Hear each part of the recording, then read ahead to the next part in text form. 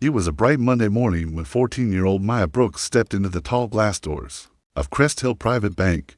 She wore her school uniform neat blazer, pleated skirt, and simple flats with pride, tucked safely inside her folder. Was something she had worked hard for, a $3,000 STEM scholarship check. It wasn't just money to her. It was proof that all those late nights studying, all the group projects, and all the weekends she skipped hanging out with friends had meant something. Today, Maya wasn't just here to put money in an account. She was here to take her first real step toward being independent. The bank was quiet, almost too quiet, the kind of quiet that made her feel like her footsteps were too loud. Her shoes tapped lightly against the shiny marble floor as she walked toward the counter. Everything about the place looked expensive: dark wooden panels on the walls, tall plants in silver pots, and soft music playing somewhere in the background. She noticed the security guard by the door glance her way, not with a smile, but with a look she couldn't quite read.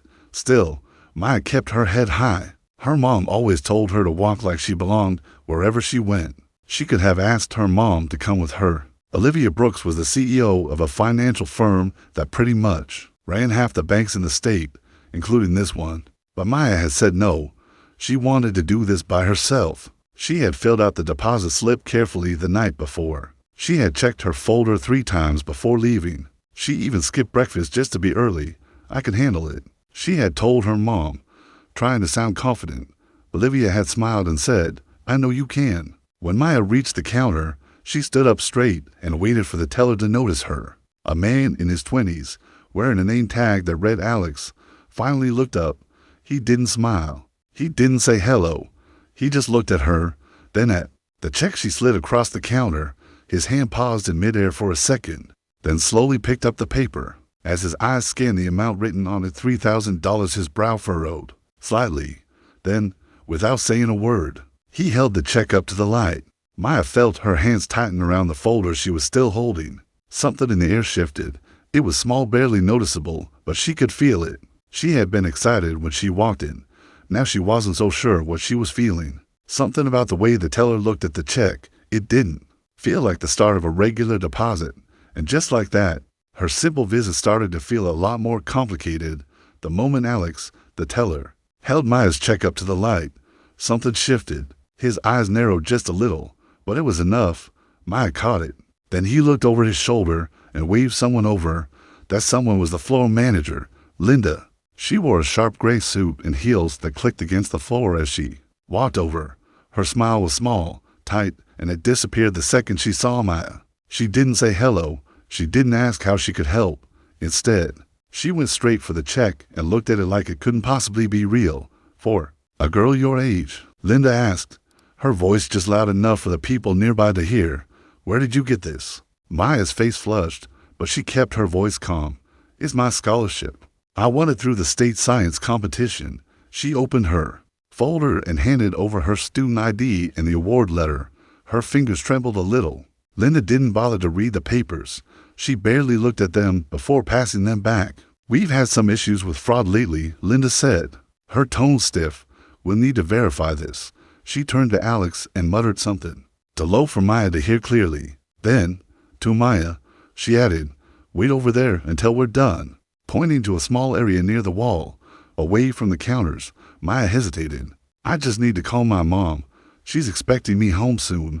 Linda didn't even look up. If you don't have a phone, that's not our problem. Maya's phone was still in her locker at school. She had figured this trip would take no more than 20 minutes. Now she stood by the wall, alone, clutching her folder while the check sat in Alex's hands behind the counter. People walked in and out of the bank, some giving her side glances, others ignoring her completely from behind the counter. Maya could hear Linda whispering to Alex again. You can't be too careful these days, she said. We have to keep our standards. Maya felt her stomach sink. She wasn't being treated this way because of a mistake. She hadn't done anything wrong. She had brought her ID, the award letter, and the check. She had followed every rule. But they were still looking at her like she didn't belong. And now, instead of helping her, they were talking about her like she wasn't even in the room. Maya stood quietly in the corner, her folder clutched against her chest, feeling more out of place with every minute that passed. The bank lobby was busy, customers chatting, phones ringing, papers rustling, but to Maya, Everything felt distant. It was like she was standing inside a bubble that nobody wanted to step into. She wasn't being helped. She wasn't being spoken to. She was just waiting for someone to treat her like she mattered. As the minutes dragged on, whispers started. The older women near the entrance glanced her way and leaned in to talk. A man in a suit looked at her, then turned to his wife and said something under his breath. Maya couldn't hear their exact words, but their faces said enough. She felt the heat rise in her cheeks, her heart beat faster. She hadn't done anything wrong. Why did it feel like she was on trial? She tried to stay still, just like her Mom had taught her. Grace under pressure, her mom would say, but it was getting harder. The stares, the long wait, the growing sense that she was being watched like she didn't belong here, it all started piling up. She shifted her weight from one foot to the other. Her legs were getting tired, but no one had even offered her a seat. Then she noticed something else. A couple walked in white, well-dressed, probably in their 50s. The second they stepped through the doors, Linda, the same manager who told Maya to wait, rushed over with a big smile. "Good afternoon, Mr. and Mrs. Thomas," she said, voice full of warmth. "Let me take you straight to the VIP desk." Maya watched them walk right past her. No waiting, no questions asked. The contrast couldn't have been clearer. She had handed in all her documents, waited for over half an hour, and was still being treated like a problem. Meanwhile, others were welcomed like old friends. The worst part? No one seemed to care. No one asked why she was standing there alone. No one wondered why her check hadn't been processed. She was just a quiet girl in the corner, being quietly judged by strangers. While her confidence slowly faded with every tick of the clock on the wall, time kept crawling. Maya had been standing for what felt like forever, and still, no one called her name. No one came over to explain what was going on with her check. She glanced around the bank again. Everything looked the same, clean, polished, professional. But to her, it now felt cold and unfriendly. Her legs were starting to ache, and the more she waited, the more invisible she felt. She began to notice the little things, like how the security guard kept glancing at her but never smiled, or how people kept walking in and being helped right away, while she was still standing there like she didn't exist. A young man with a thick accent stepped up to the counter. He looked unsure, but polite, holding a stack of paperwork. Linda didn't even let him finish speaking before she waved him off, telling him the system was down and it would take too long to process. He left looking confused and disappointed, but just moments later, a white couple entered with similar paperwork. Linda practically beamed at them, calling them sweetheart and sir as she led them straight to the front. She even offered them coffee. Maya felt the tightness in her chest. It was obvious now. This wasn't just slow service. It wasn't a busy day. People were being treated differently, and it wasn't subtle. She looked down at her shoes, then at her hands, trying to stay calm. Her mom always told her to stay focused and not let emotions take over in hard situations. But this wasn't just hard, it was unfair. It was humiliating. She had done everything right. She had earned that scholarship. She had brought all the paperwork. She had waited patiently, without complaint. But still, she was being treated like she didn't belong. Then, without warning, she heard Linda's voice again, this time speaking to the security guard. "Keep an eye on her," she said quietly, but clearly enough. "Make sure she doesn't try to leave." Maya froze. Her heart jumped. She wasn't even allowed to go. She had no phone, no contact with her mom, and now they were watching her, like she was a threat. She blinked hard, willing herself not to cry. She didn't want to give them that satisfaction, but inside, something was breaking. This wasn't just about a check anymore. This was about how they saw her, and she knew exactly why. Maya stood as still as she could, but her mind was racing. The longer she waited, the more she realized something didn't feel right, more than just how she was being treated. Her eyes followed Linda as she moved around the lobby, talking quietly to a tall man in a dark suit who had just walked in. Maya didn't recognize him at first, but something about him made her pay attention. He didn't seem like a regular customer. He had this calm but serious look, and Linda was clearly trying to impress him. She handed him a manila folder, her voice low, her body language nervous. Maya couldn't hear everything, but she caught a few words. Documents, timing, and something that sounded like "keep this quiet." The man nodded and gave a half smile as he opened the folder and flipped through the pages. Maya leaned forward a little, careful not to draw attention, but curious. The folder had the word confidential written on it in bold letters. It wasn't a normal file. Whatever was in there wasn't meant to be public. Maya had seen that word before, printed across reports her mom sometimes brought home from work. Then it hit her. She had heard that man's name before, Ethan Reyes. Her mom had mentioned him during dinner one night, CEO of a rival financial firm, someone known for playing dirty in business, and now here he was inside her mom's own bank, being handed sensitive files by the manager who had just treated her like she didn't belong. Something changed in Maya in that moment. She realized this wasn't just about her. Linda wasn't just being rude, she was hiding something bigger, and Maya had seen enough to know it wasn't good. She slowly reached into her bag and pulled out her small notebook. It was something she always kept with her for school, filled with ideas and reminders. Now, it would be something else. She began writing quickly but carefully who she saw, what she heard, the time, the names, the details. Every second she stood in that corner, Maya was no longer just a quiet girl being ignored. She was watching, and now she was recording everything. Just when Maya thought she couldn't take another minute of standing there, the front doors of the bank opened. Her heart jumped. She didn't need to turn around to know who it was. She could feel it. That calm, steady energy, that quiet strength. Her mother, Olivia Brooks, had walked in. The room seemed to shift the second Olivia entered. She wasn't loud or dramatic. She didn't need to be. She walked with purpose, her heels clicking gently against the marble, her eyes scanning the room until they landed on Maya. The moment they did, everything else faded. Olivia's face tightened, not with panic, but with controlled anger. She walked straight over to her daughter, ignoring the confused looks from the staff. "Maya," she said softly, brushing a hand across her shoulder. "Are you all right?" Maya nodded, but her voice was shaky. "I'm okay, but there's something you should know."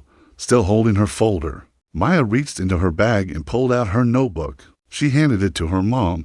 Without a word, Olivia opened it and began reading, her eyes moving quickly across the pages. As she read, her jaw tightened, but she didn't interrupt. When she finished, she looked up, calm but serious, and turned to face the counter.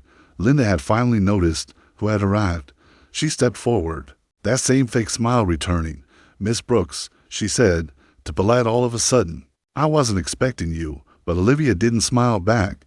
She didn't even blink. "We'll talk in a moment," she said firmly. "Right now, I want an explanation for why my daughter has been standing here for over an hour, alone, without her documents, without a phone, and without a single ounce of respect." The entire room went quiet. The other customers, the tellers, even the security guard, all frozen. Linda opened her mouth to speak, but stopped when Olivia's eyes locked on hers. No yelling, no drama, just that sharp, direct look that told everyone in the room this wasn't going to be brushed aside. Not today, not this time. Olivia didn't waste time. She turned toward Linda, notebook still in hand, and her voice was steady but firm. "This isn't just about how my daughter was treated," she said. "It's about what you've been doing behind this desk." Linda's face went pale. She glanced at the notebook, then at the other staff, as if hoping someone would step in and defend her. No one did. Olivia laid the notebook on the counter and flipped to a page. "My daughter may be young, but she's not blind. She saw you hand a confidential folder to Ethan Reyes. She heard enough to know it wasn't a regular transaction." She paused just long enough to let the words sink in. "You're not just rude, you're working with one of my company's biggest competitors, and now we have it all written down." Linda tried to speak. "That's a misunderstanding," but Olivia raised a hand, cutting her off. "No, what you did goes far beyond bad service. You've put this bank, your job, at serious risk." Then, calmly, she turned to the nearest teller. "Please call corporate security. Miss Linda Jenkins is to be removed from this branch." Immediately, the room was dead silent. Every employee had stopped what they were doing. Customers had turned their heads. No one moved until the guard stepped forward. The same guard who had been told to keep an eye on Maya now walked across the floor and stood beside Linda. "I'm sorry, ma'am," he said quietly, his eyes on Olivia. "You're not the one who should be apologizing," Olivia replied. As Linda was escorted out, her heels echoing across the marble floor, Maya watched with wide eyes. Her hands were still holding the folder she had carried in hours ago, but now she felt something else inside her, something solid. She hadn't raised her voice. She hadn't fought back in anger, but she had still been heard, and now, the person who tried to make her feel small was the one walking out with her head down. In the weeks that followed, everything changed. The bank launched a full investigation into Linda's actions, and it didn't take long to uncover what Olivia had suspected. She had been secretly leaking internal documents to a competing firm for months. But what shocked the board even more was how she treated customers, especially young ones and people of color. Maya's notes became a key part of the report. Her detailed observations, written with care and clarity, showed patterns of bias that no one had bothered to notice before. The company made swift changes. Leadership at the branch was replaced, and every employee was required to complete new training focused on fairness, respect, and accountability. More importantly, Olivia pushed for something bigger: new rules that protected young clients like Maya from being mistreated or ignored, no matter who they were or where they came from. As for Maya, her life shifted to news of what happened at the bank reached her school. Teachers praised her not just for staying calm, but for taking action. She was invited to speak to other students about her experience. Standing at the front of the auditorium, Maya looked out at rows of kids her age, some nervous, some curious, and shared what she had gone through. She told them how it felt to be treated unfairly and how she used what she saw and heard to make a difference. She didn't pretend to have all the answers, but she did say something that stuck with everyone in the room. Sometimes being quiet doesn't mean you're weak. It just means you're watching, and when the time is right, you speak. That day, she wasn't just a student with a scholarship. She was a voice people listened to. Months later, Maya walked back into that same bank branch, this time with her mom beside her. The staff smiled. They greeted her by name. A new manager walked over, handed her a thank you letter from the company, and told her how her story helped change things for the better. Maya didn't need an award or applause. Just being treated with respect was enough. As she stood there, check in hand once again, she looked around and saw a place that finally felt different. Not perfect, but better. And it started with one moment, one notebook, and one girl who refused to be silent.